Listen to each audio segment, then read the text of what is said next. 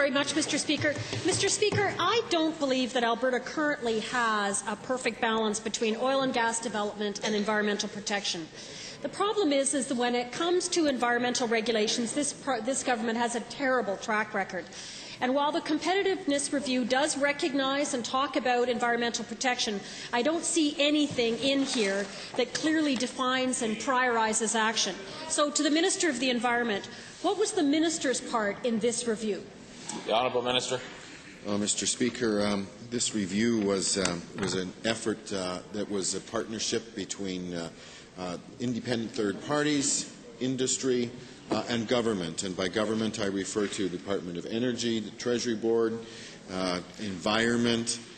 Who else was involved? Technology was involved in the review. SRD was involved in the review. The role of environment was to work with other ministries and identify areas where there's overlap, where there's duplication, and where we can streamline a process, but at the end of the day, protect the environment.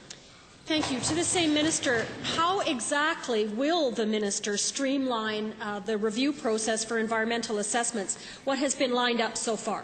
The Honourable Minister. Well, Mr. Speaker, the competitiveness review talks about a group that will be chaired by the member for Drayton Valley Calmar, the parliamentary assistant to the Minister of Energy, a parliamentary assistant from Environment, and SRD will also be involved in this, and they will be, in fact, working with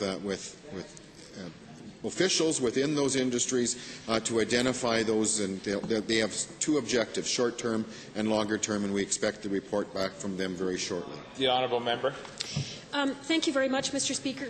Can the Minister explain what it means for environmental monitoring and reporting when the report states on page 17, stakeholders have also raised concerns about duplicative and overly frequent reporting requirements?